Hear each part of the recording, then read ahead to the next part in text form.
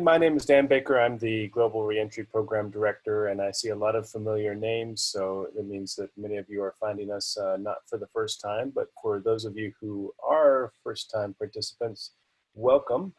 Global Reentry is a program sponsored by the National Peace Corps Association and stood up fairly quickly in response to the COVID-19 emergency and evacuation of Peace Corps volunteers across the world. It was a program that had been in the works for quite some time, but didn't really have the resources to get it going until this evacuation, which made it a priority for our organization. The NPCA is a 501c3 nonprofit, and essentially the alumni affiliation group arm of Peace Corps, the nonprofit side of Peace Corps, we like to say. And we've been around for nearly as long as Peace Corps has, maybe a decade or so less.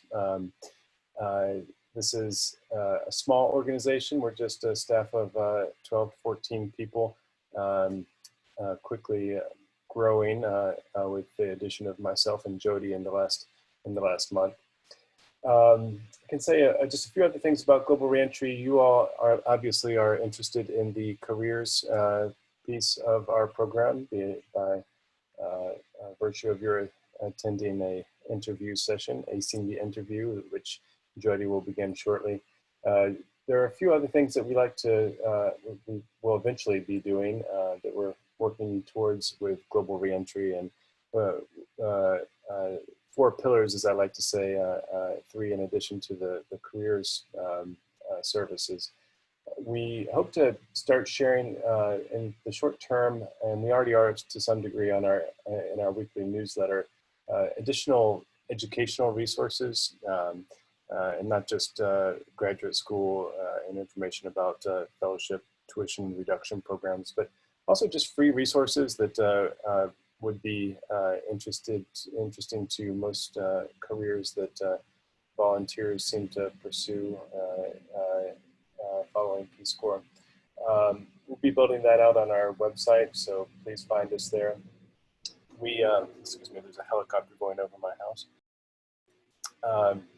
We'll also be working more on advocacy. You'll start seeing some advocacy-related webinars, which are geared to those of you interested in helping to keep Peace Corps alive, well, and growing in the eyes of those on Capitol Hill. We are sponsoring or have lobbied the sponsorship of a number of bills currently in Congress having to do with extending non-competitive eligibility services, the inclusion of returned Peace Corps volunteers in unemployment compensation at the state level, and healthcare and just general advocacy for the Peace Corps and its budget. We're also, to that end, we are working with what I call the wellness pillar, where we'll be working to stand up some peer support programs, and we also have limited funding available for RPCVs who are experiencing acute need or in crisis. You can find information about our benevolent fund if you or someone you know are currently in dire straits. We have some limited funding available there should you need to access that. Part of that wellness package, and also related to our career piece, is the mentorship program that many of you, I think, have applied for. We're currently doing the mentor matching and should be finished with that process in the coming week. So those of you who are interested in working with an RPCV volunteer mentor can expect to be matched fairly soon. One other piece I'll mention is more in the long term. We all know the acronym COS as close of service. You have all COS'd at this point if you're joining us here. But we at Global Reentry like to think of, and I'll turn my video on, sorry. Like to think of our COS as continuation of service. So the opportunities to continue being involved in the third goal and to volunteer in your communities will be something we work to make available to you and on our website. I think that's the gist of it. And Jodi, without spending too much more time on Global Reentry, I'll kick it over to you. I'll just, by way of introduction, Jodi Hammer is no stranger to career services. She's got over a decade of experience working with RPCVs, and we're very lucky to have her join the Global Reentry team as our career services specialist. And Jodi, take it away. Well, thank you very much, Dan. It's really an honor to be on board in this position, and really excited to be able to continue working with RPCVs. You are my favorite population by far. I myself am also an RPCV, having served in Ecuador from 94 through 97. And I am currently the career services specialist with the Global Reentry program. So I get to work with Dan, which fortunately I had experience working with back at headquarters as well. So that's a real bonus for me as well, being here on board. And together we just really look forward to working together to meet your needs. So please let us know additional topics that you'd like to hear and all of that as we go through. So before I begin on the topic of interviewing, I do want to remind you that there are several, we're going to follow a couple rules if we can. You know, ideally, I'd love to be able to have, you know, all the mics, you know, just be able to unmute all the time. But of course, with background noise and such, it's definitely advisable to keep the mute button on unless you are wanting to, you know, say something. What we generally do is we feed the questions through the chat box. And then later, if there aren't too many participants, like there's 76 right now on, so it may not be as practical to try to have people unmute themselves or have Dan try to find you or me try to find you in the list. So I think everyone's by default muted. So just put your questions in the chat box. And if you can, try to put the topic title in all caps first. That just helps us to kind of see where we can address it and really make sure that we can get through as many questions as possible. Because interviewing is a huge topic. So I could go on, we could have a discussion for hours on end, but it was actually really hard for me to keep it down to a minimum, because what I want to do is share some thoughts with you, but really engage you in questions and the Q&A to be able to meet you where you are and answer those questions. So I look forward to doing so. If you have experience in interviewing and you want to weigh in with from your own experience, you can certainly, you know, do that as well. Just throw it in the chat box, and that's great as well. So, so let's go ahead and get started about on interviewing. So, the purpose of an interview is what we're going to talk about first. And you know, why even do an interview? I mean, you know, they have your resume. Right? They can make that decision. Basically, it has everything about you on it, or it has a lot about you. And so some people are like, why do they really need to do, you know, an interview? Well, the answer to that is, of course, you know, what does an interview show them in addition? If anyone wants to drop it in the chat box, what do they gain from an interview that they don't get from your resume? And I'm going to try to open my chat box here too, although I'm doing the presentation, so it's a little hard to have it in the background. We'll see. I'll see if I can't have it minimized. But are there any responses coming in there, Dan? Why do an interview? I see. Oh, are you likable? Right.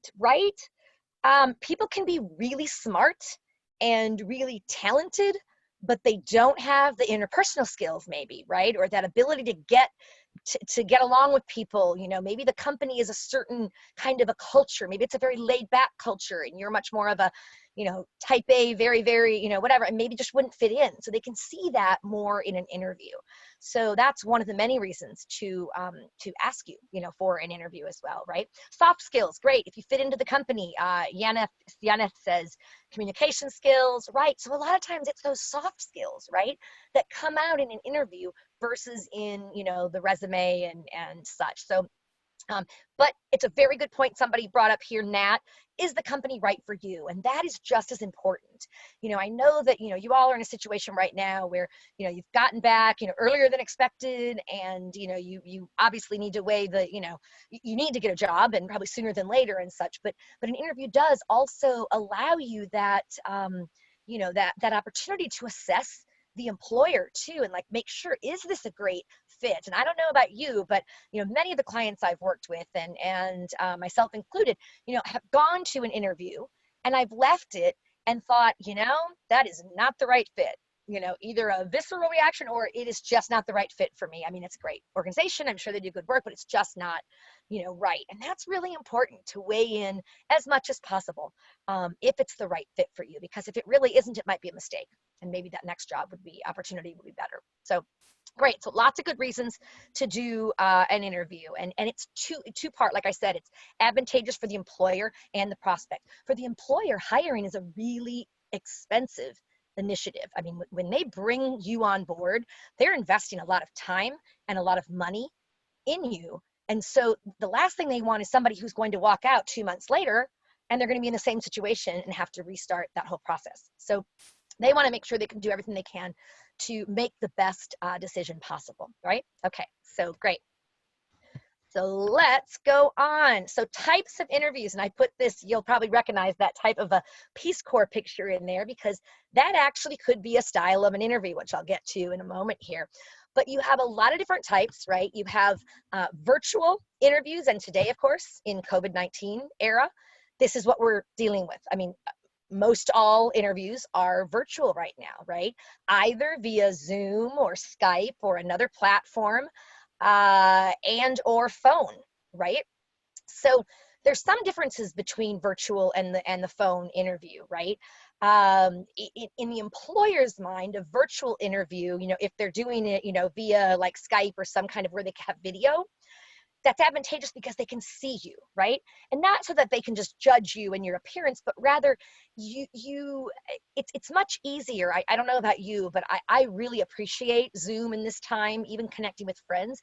But when I connect with somebody and I'm talking with them one-on-one, to be able to see that face and that connection, it's easier to connect to, right? So I personally think it can be, advantageous versus a phone call if you have the option. Because the phone, you just have the voice, right? There's no ability for you to see what, is going on the other end, how they're responding, all of that, right? But so if I were to weigh it, if they were to give you the option of in-person versus phone versus, for the initial, right? Phone versus the virtual, I would probably recommend in-person most of the time, right? Because it's easiest to make that connection. You're right there. You're able to, there's not the technology issues that sometimes come along with Zoom. Let's be real, right? Let's be honest. We know there are issues. I'm sure all of us have had those issues where you get kicked off or it doesn't add your video or it won't work. And so those technology things can be an issue for the virtual. But one of the really great things that RPCVs can bring out in that is, even in the face of those challenges, you as an RPCV, hello, you, if anyone, are used to those kinds of challenges, right? I mean, how many of you in your village, had internet that was, if you had internet, it was fairly sketchy. It was not, it was not very reliable. You're used to those, reconnecting and all of that. And so sometimes to employers, having those issues happen and then you being able to just not be thrown by it and come right back and join the conversation can really show them a lot as well. So you can use that to your advantage. In terms of panel interviews, I want to say as well a little bit about panel interviews versus one-on-one. How many of you prefer a panel interview? Anyone prefer a panel interview? And I can't see the screen, all of it, but if you want to drop that in the chat box, just, panel, those that do, and I'll assume the rest prefer the one-on-one. And if so, why? I want someone to share with us, why do you prefer a panel interview over a one-on-one? Let's see. Someone said definitely not. I love panel interviews, says Skylar. Thank you. because I feel at home in public speaking. Great. So Skylar, you're somebody who doesn't mind or actually enjoys public speaking, it sounds like. And so that's great for you. That's something that is, you're just very comfortable in that. Let's see, Kristen says a panel because it allows me to speak to more people that I would potentially work with. That's a great point, Kristen, because you can interact with and learn more about people who you would be working with and what they're like, right? And to that end, the other reason why it's advantageous, I would always choose a panel interview over a one-on-one if possible, because one, it allows me to connect with more than one person. So the chances of somebody bonding with or connecting with you is higher. And also, personally, I find a lot less pressure with the panel interview where you can take your eye contact and you get to, go from one to the other. And those milliseconds between the panelists are golden. That is your downtime. You're not staring at them without blinking, or just, that can be intimidating, right? So when you have that panel, you have that moment where you can even just blink if it's one person, but, just a quick, blink or a looking at the other person to make sure that they all feel engaged is something that really helps as well. So those are a couple of reasons why I personally like panel interviews, and several of you have brought out those similar kinds of points. So thank you to those who weighed in. Let's see, so the tag team interview, that can be where there's a series of, how many of you have had, probably, most of you have had an interview where it's, you go from one interviewer to the next interviewer, and it's a whole, they're not together, it's individual, but they're one after another, like 3, 4, even 5 in a row. I find those more stressful because, for one, when it's the 4 or 5 in a row, it's hard to not feel like you're repeating yourself, even though you're not. If you're talking to different people, you're sharing some of those same stories that you've prepared for, and we'll talk about those more later. But I find that a little more stressful. And then they're, of course, all weighing in with their, votes for you, oh, I liked him, I liked her, I liked this candidate. And then they, take the, whatever, and go from there. They decide who they're going to hire. So there's also some styles of interviews that I think it's important to talk about, different styles.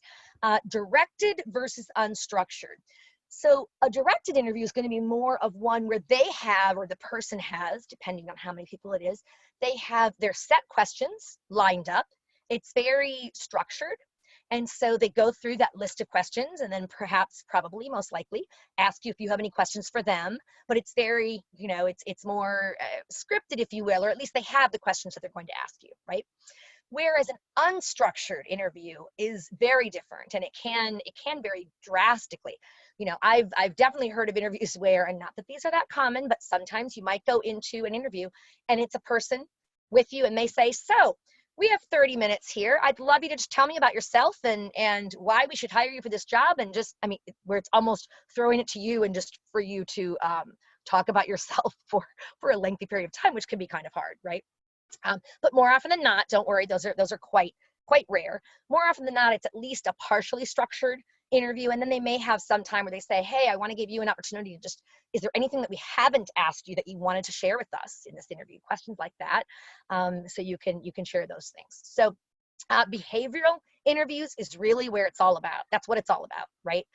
Behavioral interviews it's based on the premise that your behavior is a more accurate reflection of your skills and such, right? Than, just saying, show me, right? It's that, so it's the kinds of questions like, tell me about a time you utilized your conflict resolution skills in a work environment, or whatever it is, right? Something like that, where you have to actually think about, what experiences do I have, right? And then how can I communicate those? And we'll talk a little more about structuring that in a little bit. And my biggest key, of course, of prefacing your answers, that's my favorite recommendation. And I'll talk about that and what it means in a little bit to help you do a great job in interviewing. So let's see, with the styles then as well, a lunch interview, I just wanted to put that down because that can be a little bit different. Sometimes they're asking you questions and such. Other times it's informal and you're just conversing about various things, maybe learning about, their programs. It's very important to take the lead of the people that, you're with. I would personally not recommend ordering alcohol ever, even if they do. That's just me. I think in interviewing, I think it's just better to set that professional kind of tone, and to keep yourself on your, you know, best, I don't know, I don't want to say behavior, but, you know, where you're able to really be as, you know, responsive and, you know, whatever as possible. So I would avoid the alcohol. And so those can be stressful for some, and other people are like, they love them. I mean, you usually get a free lunch out of it, which is nice as well, of course. But yeah, so that's another one. And then lastly, the group interview. And I put this lovely kind of, you know, Peace Corps-esque picture in here because, you know, group interviews are where oftentimes it's more than one applicant who are interviewed at a time. They might get together with all of you and ask some questions and do some things and actually do like a skills type of, and this could be individual as well, if you are asked to do a skills performance type of thing. I remember years ago when I interviewed for a job as a training director, I was asked to develop and implement a 20-minute session on communication skills and improving communication skills for one of the teams in AmeriCorps that, you know, they were having some communication issues and such. And so that was my part of my interview, was actually that skills based, where you're going to go into and do what you would do in the job. So those are just a little bit, that's just a little bit about the types of interviews that are out there. Are there any questions right now that are relevant to this part, Dan? I'm seeing as well a little bit here. Let's see, if you just as a reminder, anyone who has come in since as well, you can certainly drop your questions into the chat box, and we'll be happy to answer as many of those as we can. And I'm going to go ahead and continue. So interview preparation. Advanced prep is really key. And I have the phone here because honestly, a lot of people do a lot of their interview prep on the phone. You can research the company. You can, you know, you can definitely do a great deal of research, and you should, for an interview, whether it's on your iPad or your phone or laptop. You really need to prepare for your interview. It's very important in setting you apart from the masses. A lot of people don't adequately prepare. In fact, I'm always surprised when, you know, applicants arrive and, you know, one of the first questions, you know, we might ask is even, you know, so tell us what you know about this position and why you see yourself as a good fit. And they're like, you know, it's very obvious they haven't even really read the job description. So, you know, at minimum, of course, review that job description and your resume that you used, so that when you're telling stories, you're consistent. Because the reality is you're oftentimes tailoring your resume for different, you should be tailoring it, as I said in our last workshops. Tailor your resume for the different positions that you go for. Always save a copy of that resume, and you can even title it with the title of the organization. Keep it like in a folder that's separate, or, you know, online, I'm talking, so that you have your resume, your cover letter, and the application materials and the job description. Because here's what happens. A lot of times, I'm sure some of you have had this happen. If you ever have gotten called for a job description and you don't have the job description and it's no longer online, it's disappeared. That instantly puts you way at the bottom of that list, because you're not even going to be able to probably remember the details of it. And it doesn't really set a great impression to call the employer and say, or when they're talking to you, they want to interview you. Sure, I can interview for that. Can you send me a copy of that job description? That doesn't exactly give the impression of, oh, this is somebody who's really with it. They're prepared. They really want this job. So be careful about that as well. So you're going to do your preparation, right? Just to yeah, of course. question in there.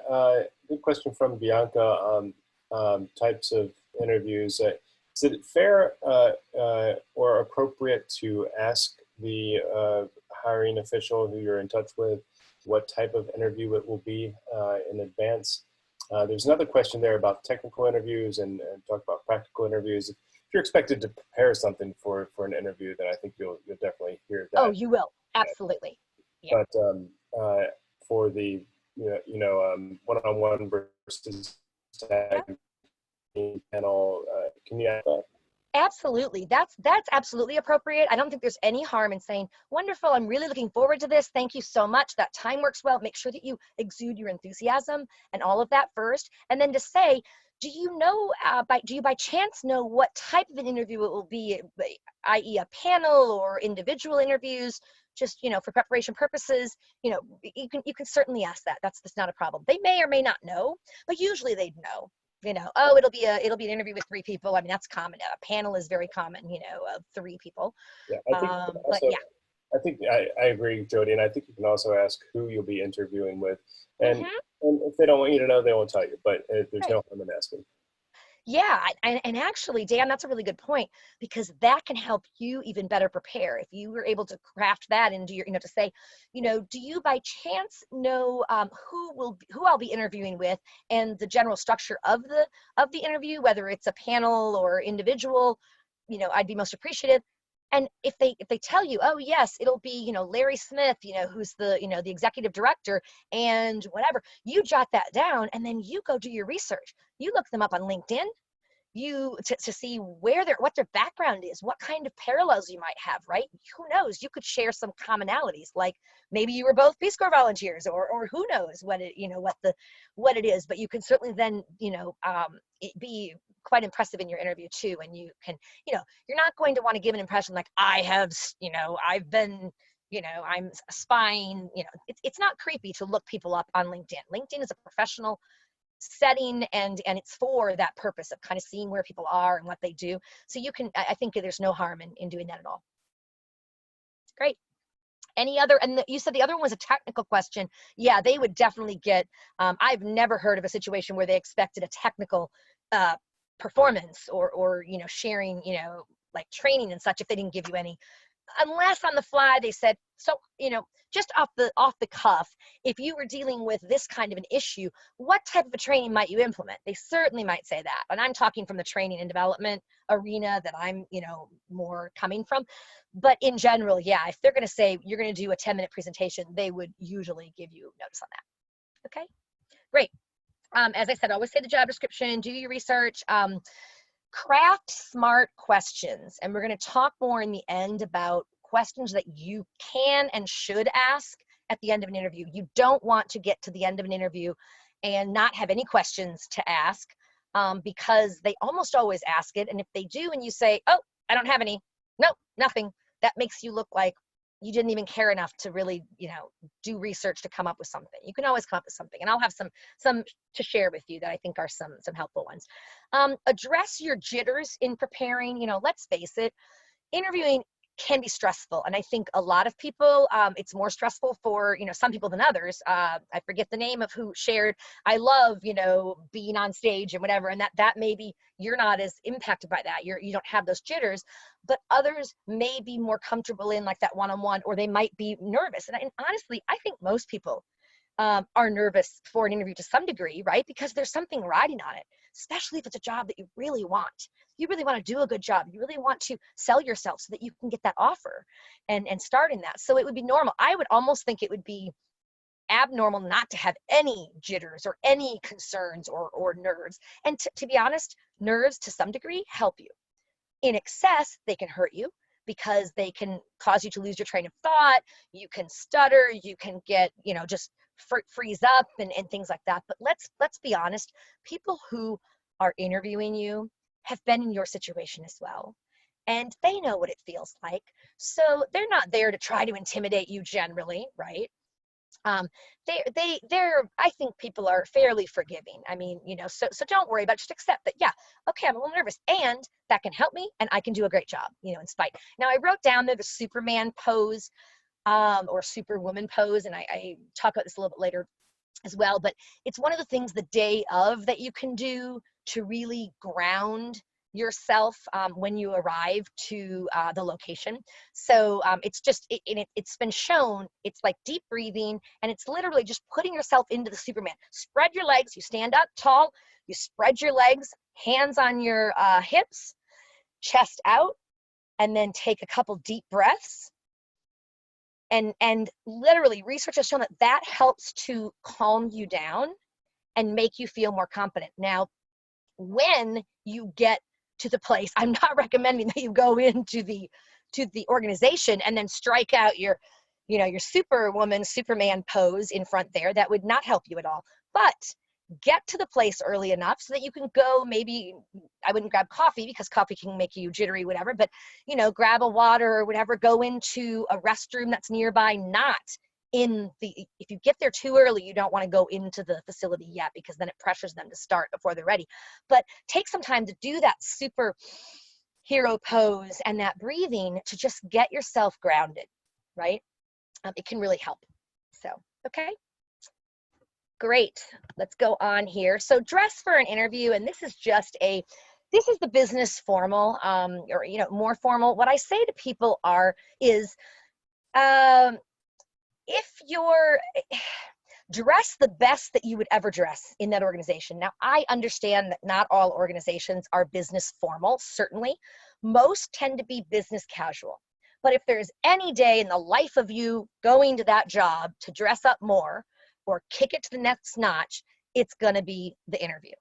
You are rarely going to be judged as inappropriate by being more professionally dressed. But definitely the opposite is not true.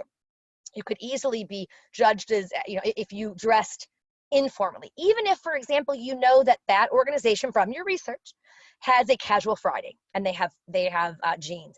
If I had an interview on a Friday, I would not dress casual in the thing to show that I know what their dress code is. I would see it as a sign of respect to dress up, from that.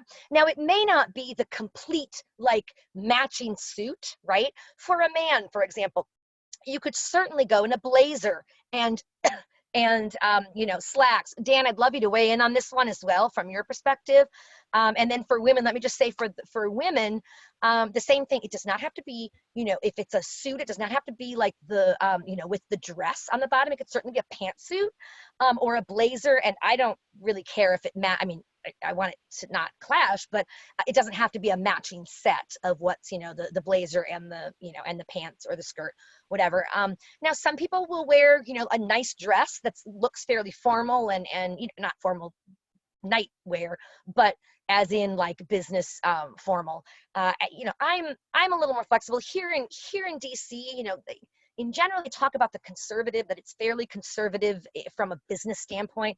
So I remember, if you do research online, and I still found a graphic that I was looking at using, but it had the pantyhose recommendation, and I just couldn't bring myself to put that in because personally, I have not worn pantyhose to I hate them and I won't do it. So it's I'm not going to do that because I think that's a little old school, whatever. But so get what works for you, right? Sometimes a nice scarf or for the man, a nice tie that maybe is some kind of unique, type of tie that tells a story or is some kind, I don't know, is unique in that way. Not the jingle jangle jewelry that's going to, make noise because that's distracting.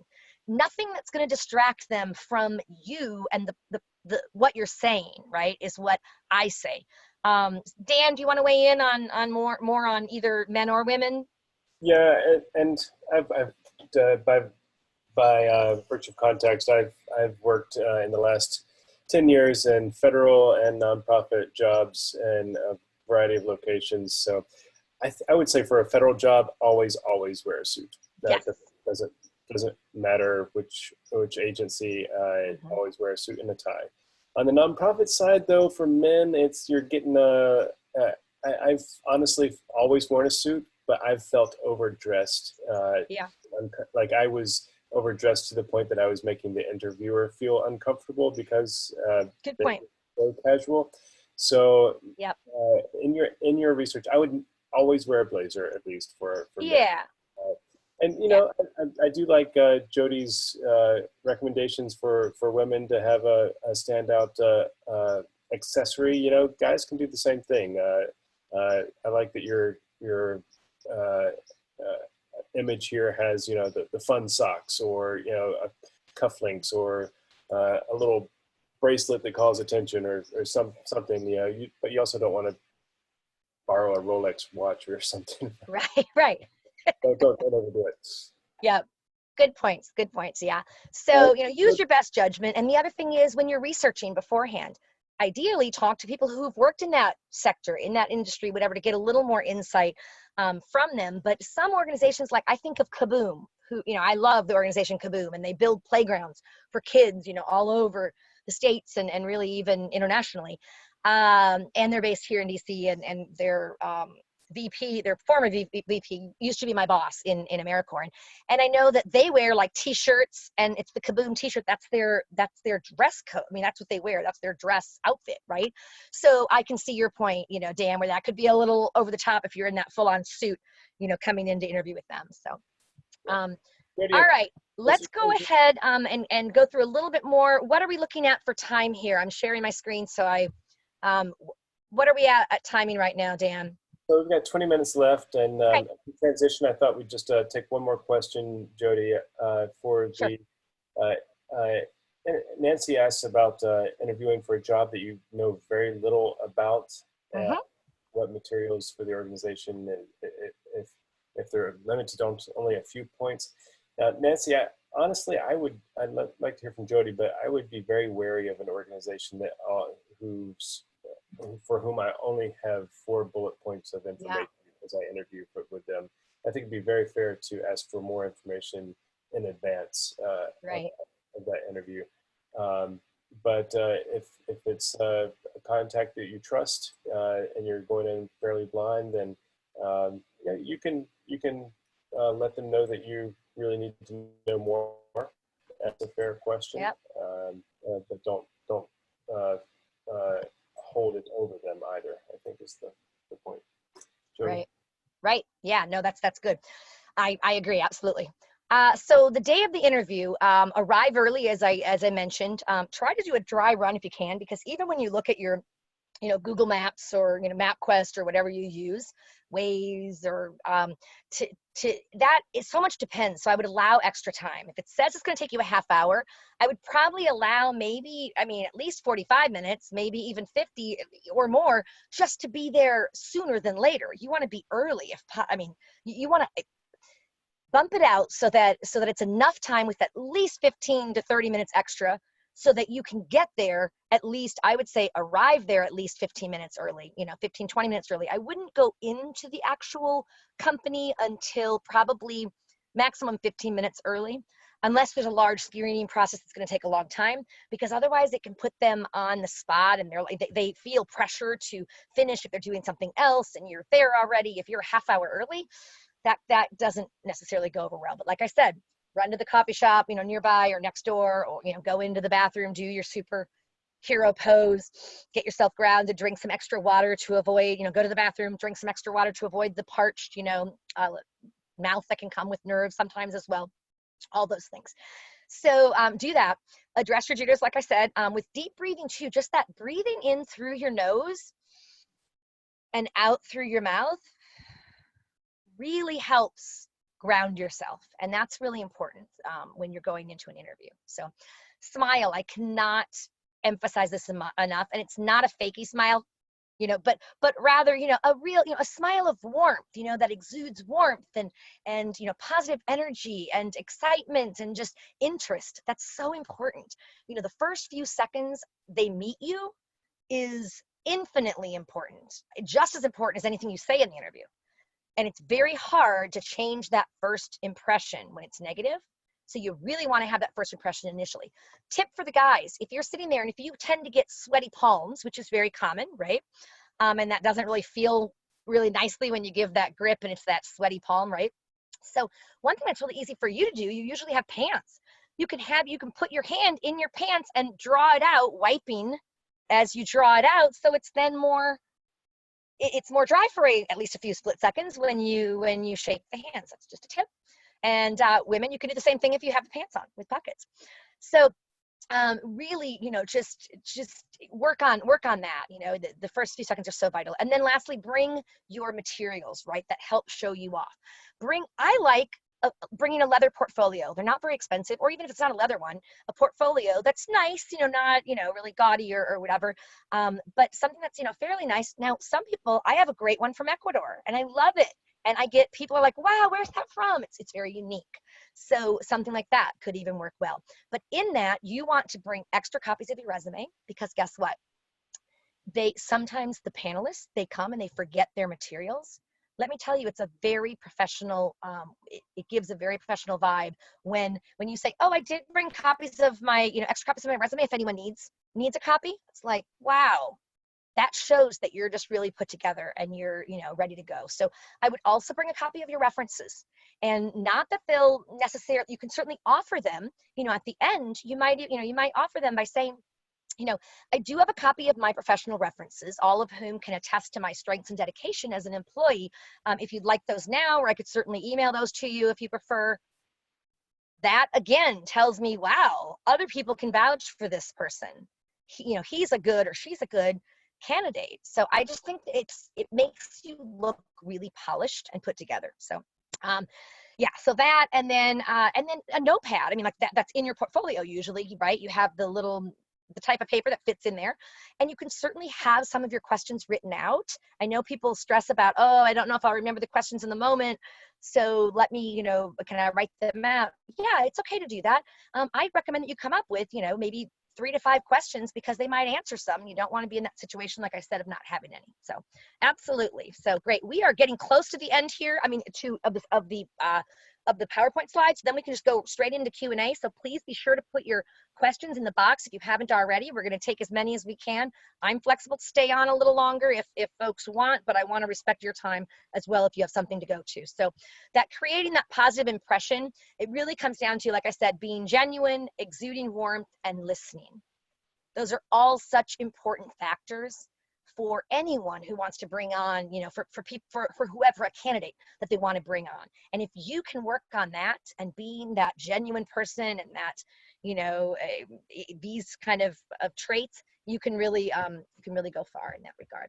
Now, let's talk really briefly about common questions, and then I want to answer. And I imagine a lot of the questions will be, how do you answer this question? And Dan, I'm going to invite you to really join in and take some of these too, if you'd like. He has a wealth of experience interviewing people over the years as well. So the common questions that they ask, I mean, almost always the first question, right? Tell us about yourself, or some variation about that. It could be, tell us about your background and how you came to apply for this position.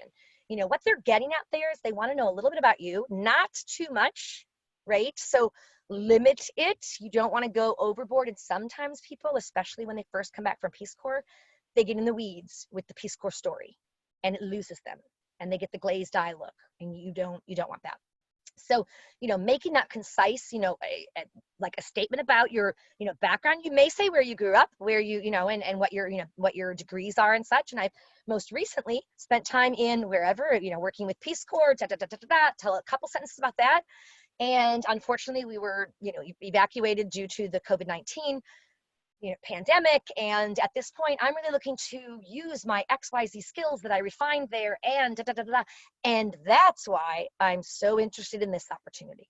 My biggest key or recommendation for that first question of tell us about your self is to end it with, and that's why, or some variation of, and that's why I'm so interested in this opportunity. It seems a perfect fit for me, given my X years of blank, blank experience and masters in whatever, right? That's impressive. That I completely agree, Jodi. And a masterful interviewer will always relate the question to what the interviewers are thinking. So, if they're asking you to tell them about yourself, tell them about yourself. But then, as Jodi says, relate it directly to the job you're applying for. Show an arc of your professional background, but don't read from your resume. I love it when an interviewer, an interviewee will say, I know you've got my resume in front of you, so let me just give you the arc of my experience and why I'm applying for something like I am. Another good way to answer that question is, I think is to think of it. Don't speak in the third person, but think in the third person of. I think my friends would describe me as someone who is, or former coworkers or supervisors would describe me as someone who. And what that also does is it preempts often another question that they're going to ask you later on about your relationship with coworkers or supervisors. Yeah. It allows more time for substance. Yep. You can preempt their question. Yep. Oh, that's great, Dan. Thank you. I'm looking at the chat box, and I see a comment from Carolyn on addressing the jitters. Any more tips on addressing jitters for people who tend to get overly nervous during interviews? And somebody responded, Paula responded saying, elevator pitch. That's key. You do the elevator pitch, which is basically a pitch of your skills, like you can practice it in the mirror and then do it to friends or whatever to see, you know, how it goes up. We're going to actually have a session on elevator pitches and crafting your elevator pitches. I'm not sure if it's in, I can't remember offhand if it's in, we just finalized our June offerings. If it's not June, it's July, but I can definitely point you to information on the informational interview as well. And not informational interview, the elevator pitch. And it is, I think it can be a really great way to address jitters and such. Let's see, let me go, you can look at is there another one in there while I'm looking at the next? I'll just address your jitters question as well. As breathing for me, I just, take a deep breath and focus on getting your heart rate down, and that's the way I deal with it. And the only other tip I'll offer is it's thinking and writing about what you're going to say is not the same as saying the words out loud. Right. There's no substitute for doing a mock interview in front of on tape or in front of a mirror and actually saying the words out loud. And speaking of which, I think it would be really fun, Dan, I think we should do a session on crafting your elevator pitch. And in that session, we should ask for some volunteers. And I would encourage not just the folks that are the automatic, natural, extroverts, but I would really push some of the folks who maybe are a little more nervous to actually take advantage of the opportunity to try it in front of people. And Dan and I can give you some feedback on it and you can test it. And I mean, we are the most, RPCVs, they're your family. They're your best supporters and advocates. So if you can do this anywhere and be not as nervous, it would be in this group, right? So start there. And then, build up from there. And pretty soon, eventually, you'll use those kinds of elevator pitches, in a networking situation. For example, if maybe you saw somebody present at a conference that you attended at a networking event, and this is like somebody you've idolized, like there's somebody who, works for whatever organization, and you would love to have an informational interview with them. You might approach them afterwards and introduce yourself. Hi, I'm Jodi Hammer. It was so nice to hear your speech tonight. I was really moved by your whatever it is. I'm a huge fan, give it whatever. And then to say, I'm wondering, I've currently been evacuated from my Peace Corps service in Georgia, where and I'm now looking at next steps, and as such, I'm trying to connect with professionals to hear a little more about their own experience. And I'm wondering if you might, at your convenience, have 15 or 20 minutes of your time to just connect with me and share a little bit more about yourself and any tips or advice you might have. That's a pretty easy thing to do, really. I mean, so you can use those in the networking context. So back to this, because I know that we're on, let's see, it's 5:53. I can see my clock again here. Good. Why are you interested in this position? That, like I said, I would build that into the tell us about yourself question if they ask it, and why you're interested, because it really shows, why are you here? What would you bring? And it shows your commitment and such. So I would be prepared and put that in the first one. And then if they ask you the second, the other question, well, you've already kind of addressed this, but is there anything you'd like to say more about why you're interested in this position? You can answer that as well. You obviously want to talk about how it's a good fit for your whatever skill set, and maybe your passion for the organization, if that's, or whatever, make that case, why you'd be a good and committed worker. And then 3 behavioral questions is what it's all about, really. And by behavioral questions, I mean questions where they say, tell us about a time you used your whatever. I think I gave you one earlier, even whatever skills, fill in the blank. Or tell me about your experience with conflict management and how you've resolved an issue at work. Whatever it is, these are questions that you can't answer with just a simple yes or no, right? You have to give more an example and meat. So you want to always, and I have a slide that's on prefacing your answers, but it goes with this, the behavioral questions. When they ask you, you want to quantify, you want to preface your response in order to set the scene for, or set the context of the amount of experience you have. For example, if they said, tell me about your, training and curriculum development experience. You could, instead of just saying, or if they said, give me an example of a time you used your curriculum development skills to create blah, blah, blah, right? Instead of just going, sure, when I was working, and you're setting the context of where you were working and what you did, you preface that question by including like setting the context of how much experience do you have, right? So to say, sure, I have 8 years of direct experience in curriculum development, whether in the public, private, or blah, blah, blah, blah sector. Most recently, working in the federal sector, and you talk about that and that example. But the great thing about that is, if they didn't like that example, they know you have 8 years of experience. Surely you'd have another example they'd like better. And it gives them the context of the depth of your experience. That's my big thing about prefacing, and I think why I think it's important. I don't know, Dan, if you have anything else you want to add on that, but I think that was great. okay, so here's the slide that I have that's just preface your answers, nice and big. That really is key. And when you can do that, and you can do it in a variety, it doesn't have to be, always, I have X years of experience in, you can do it in different ways. It might be my project management skills have been refined through each of my past 3 jobs. Most recently, or maybe it's, I've given several examples from my Peace Corps service. So let's talk about an example so that you can swap it up. You don't want to, one of the things people make as well, the mistakes, is that Peace Corps, Peace Corps, Peace Corps, Peace Corps, Peace Corps in their interview. Everything's Peace Corps. And I know that's your most recent example, and it's really important, and I acknowledge that, but you don't want to always have it be, Peace Corps. So you want to prepare in advance some of those other experiences that can prove the skills they're looking for, so that you can make a case that way as well. Make sense? I hope. All right. So closing the interview, because we're going to talk more, we'll answer your questions and such, but closing the interview, the kinds of questions that you want to ask, I say ask questions from your research, right? Show that you've done research, and you might even allude to it, like the first question where it's, I noticed that your organization is currently, or their most recent project in you reference some project or some initiative that maybe you're especially interested in. And then, you ask about, the status, and, are there opportunities in this role to support that initiative at all? I'd be happy to do so if that is the case, whatever.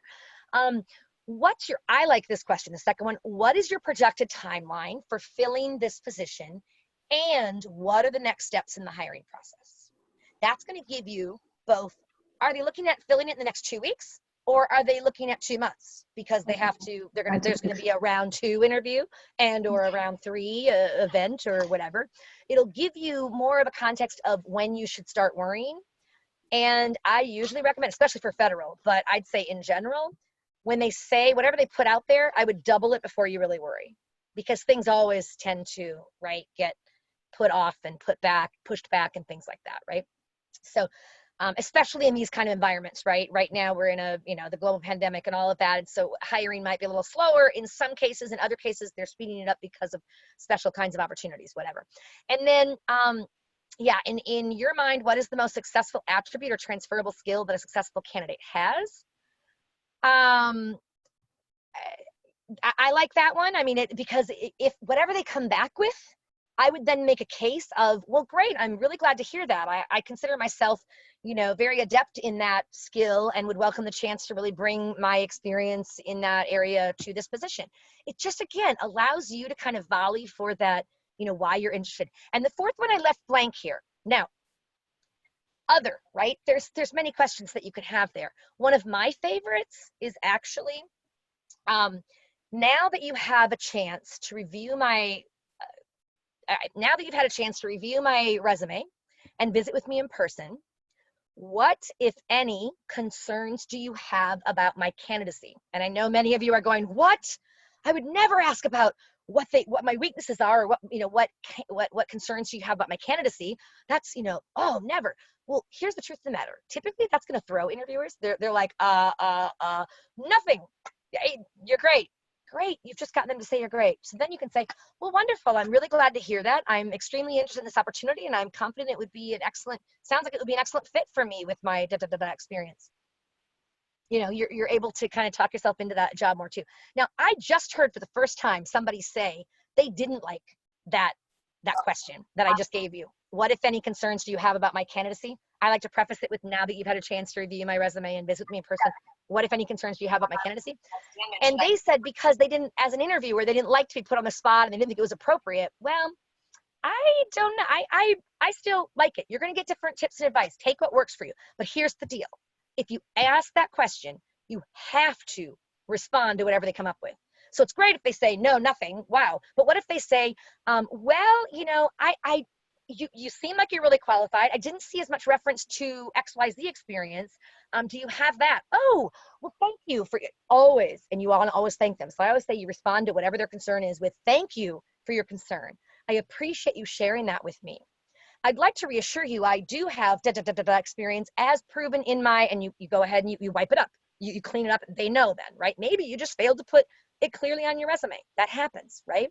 So that can be good. Their little concern check that they had is then disappeared, right? Or this is the hardest one, and people get freaked out about this. What if it's a concern that actually is something that you don't have the skills in? Well, then you would say this. You would say, thank you for your concern. I appreciate you sharing that with me.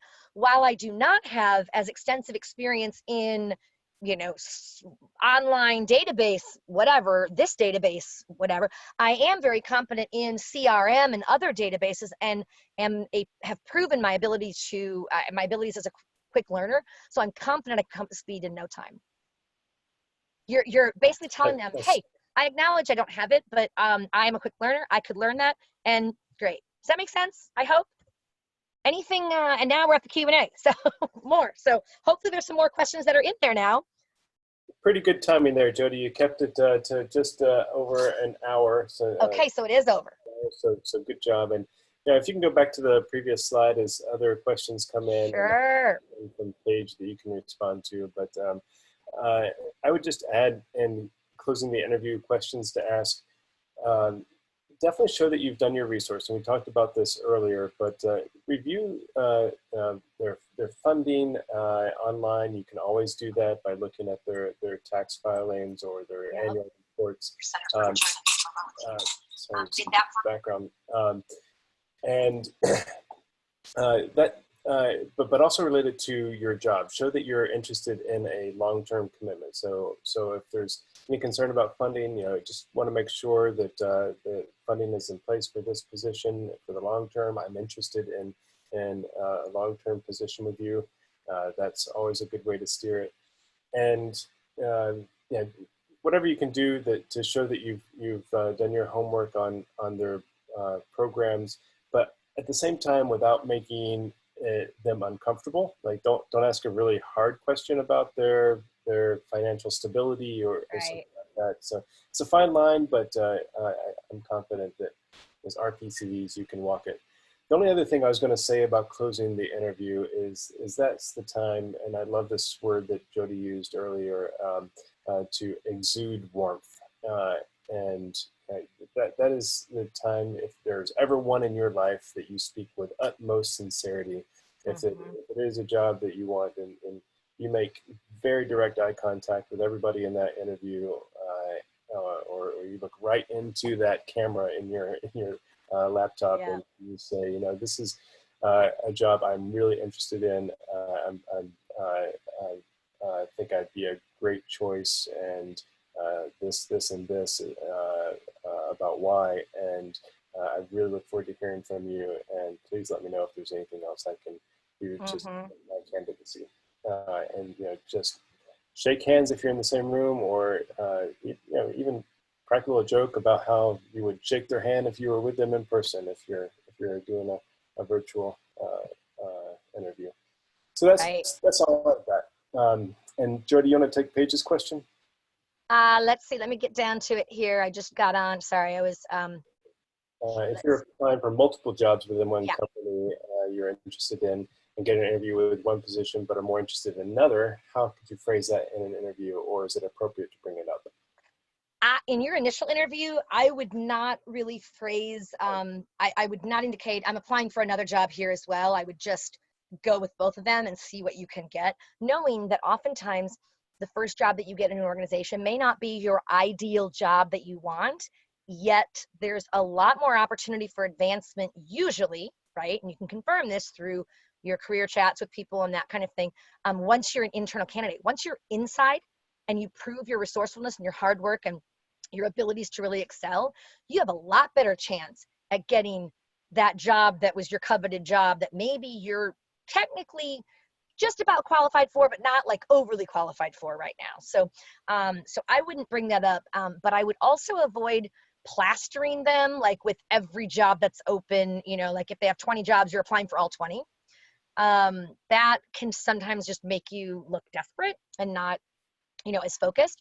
Yeah, now that if you get through the interview stage and you hear from the other one that they're interested as well, right? Then you might actually bring up to the, you know, the one that you like, you know, more, to say, wow, you know, thank you so much for reaching out to me. I'm extremely interested in this opportunity. You know, coincidentally, I have interviewed for another job with your organization because, again, it's the mission of the organization is so important to me, and I'm pretty flexible in getting my foot in the door and doing a great job. But I am very interested in what is your projected timeline? How soon are you like to see? And then they can maybe either, you know, figure it out, talk to HR, and, you know, it might be, you know, they might know that you're applying or they might not. So what other questions? Let's see. Oh, we have the salary negotiation question coming up here. We are actually going to have a session on that, on salary negotiation and really knowing your worth and determining, like, is it the right fit for you, and salary negotiation, because it's something that most people don't do well, and they end up leaving a lot of benefit dollars on the table, especially when you come back from such a life-changing experience where it was not the money at all that drew you, obviously, right? So it's an important topic, but in general, I think with salary, just to answer your question, you don't bring up salary. I would not recommend bringing up salary in the interview yourself. If they bring it up in, you know, in the interview, they say, what are you looking for in a salary? Or if they do that, whether they do that in a cover letter or, you know, whatever, if in the application process, they say, include your salary requirements. I would keep it generic first and bounce it back to them and say, you know, I'm looking for a salary that's commensurate with my skills. And then you get, you know, put those skills in there. Happy to provide more more specifics upon learning the projected range for the position, because ultimately it's really hard for you to come in with a range totally in the blue, you know, where, I mean, you don't have any idea what their salaries are. That's a tough one, right? So you can do a lot to find out salaries by looking at places like, I mean, there's free online sources for salaries, and the big one I'm blanking right now on. Glassdoor. Yes, I was like, I couldn't. Yeah, Glassdoor. Yeah, so you can also find sometimes salaries on Guiding Star for NGOs, nonprofits and stuff. Sometimes you can find their executive and sometimes other levels as well. So there's some other places. Just do a Google search, you know, salary negotiation, and then I would put in my favorite, of course, to start with, The Muse, because I can't say that enough. I always I love that source because they just have a lot of really good tips and such. But yeah, just do your online research and see what it comes up with as well. Let's see, it says, somebody is asking, Bianca's asking, is there any way to prepare for scenario-based questions, i.e., what would you do in X situation? How about questions about your greatest weakness? You know, and I didn't have a slide in there about weaknesses this time. So glad you brought it up. Yeah, everyone's worst, when they say the worst question that I'm asked, I don't want to be asked about my weakness, right? Because you've heard probably so many different things, right? For a long time, it was make it into a positive and put that spin on it. You know, oh, I'm a perfectionist. I'm just going to work day and night and get everything done. I mean, I can't stop. So that's my weakness. Come on, really? Like that doesn't work anymore. Number one, too many people have used it. And number two, it just doesn't sound genuine, right? Even if you are a perfectionist.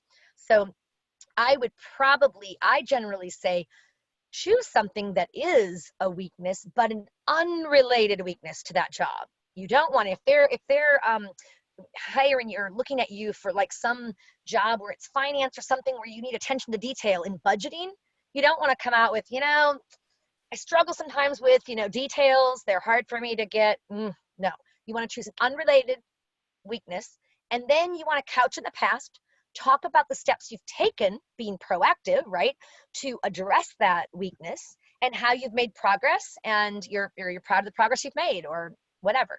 So Dan, do you want to share anything about weakness, how you like to either answer it or not? if you're feeling honest, if you're comfortable with sharing a weakness that you've overcome, I think is a good Yes. answer to that question. If you've done some sort of coaching, or you've identified something that you're not good at, and how you sought out additional resources, and how you worked very hard to overcome it, and how you have mastered that. I think that's a good redirect. It's not a current weakness, but I'll tell you about one that I used to have, and how I overcame it. I think that's a fair answer. Um, Yeah. I also want to respond, Bianca, to your scenario-based questions. That is my favorite type of question to ask, The what one? because it really puts people in scenario-based questions. Ah, yeah, So, yeah. let's. What I mean by that, I'm not sure, Bianca, you and I are on the same page, but what I take that to mean is imagine that you're in this position and XYZ happens and you have to respond. Yeah. How would you handle that situation? And things not to say are that are to say exactly how you would handle it, from A to Z. They want to know that going to be consulting with your superiors, but also demonstrating the ability to be resourceful on your own, but of consultation and advice from superiors. I also, you have to be um, uh, sensitive to uh, uh, safety and security. I've asked a lot of that scenario a lot, and they want to know that you have the risk management in mind as well. So you're not going to let things blow up around you, or cause a disaster for their organization. So just play it safe with those questions. I think no one expects you to know exactly how to respond to these without taking the job. Mm-hmm. Yep. That's very good, Dan. I just went up the chat box here and I saw one that from Kimberly that says, if you're interviewing for a job that you do not have much related past experience, career change, how do you present yourself as competent and qualified? First of all, we actually are going to be having a session as well on something similar to this, like pivoting and career change. And we're having one that's specific to like mid-career professionals, though anyone's welcome, of course, as you all will someday be a mid-career professional. But what I would say here is when you're pivoting, you're going to want to look a lot at your transferable skills, right? You might look at doing a different kind of a resume, and you might even do like a functional resume or a mixed type. And once again, we are going to be doing another session on different, like finding the right kind of resume for you. And sometimes for professionals who are looking to pivot and they're making like a career change, where the new career maybe your most recent experience is not most relevant for that, you might shine more brightly using a functional resume or a mixed kind of resume versus the reverse chronological. So that's another thing. But I think in the interview, I mean, assuming that you're getting the interview, they think you have adequate skills to do the job. So you would want to just really, show those transferable skills and the ones that they were requesting to the extent that you can. And I mean, you're already one of the, I would say, finalists, if you will, because they don't interview everyone. Generally, they take, maybe they interview 5 people or 3 people, whatever, 3 people, and they choose the one they like best. They don't like any of them, they go back to the drawing board and maybe get a few more people from the, list, or start all over. So great. Carolyn indicates LinkedIn has a list of 25 or so common interview questions with sample responses. Yes, that's a great resource. And in fact, if you have that in front of you, drop it in the chat box, because one of the things we want people to do at the end of this is you have an option to download the chat box and everything that was in there. So Dan's tips, where he gave our links to our global reentry YouTube page that has all of our webinars, including this one. Online, if you go down to the bottom of the chat box and the 3 little dots, you click on that, and the very first item, I think it's the first one, says save chat, and you can save it to the cloud or to your device or whatever, or your laptop. So do that, I would say, as well. And so drop that in there if you have it handy. But if not, any of you can do a Google search. If you Google search LinkedIn interview questions, you'll get that.